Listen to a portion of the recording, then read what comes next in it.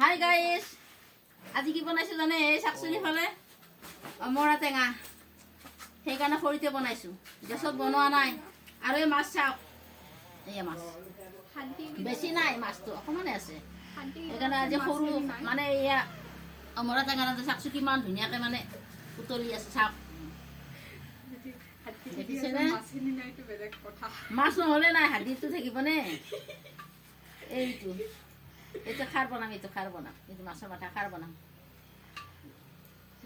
এইয়া চাওক, এইফালে চাওক, এইয়া চাওকচোন অমৰা টেঙাৰ আঞ্জা ইমান মানে ধুনীয়া হৈ আছে চাওক। এইয়া দেখিছেনে বন্ধু বান্ধৱীসকলে? এইয়া দেখিছে? আজি অমৰা আঞ্জা খাম।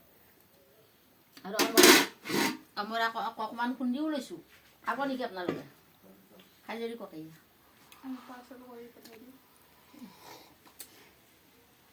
মজা।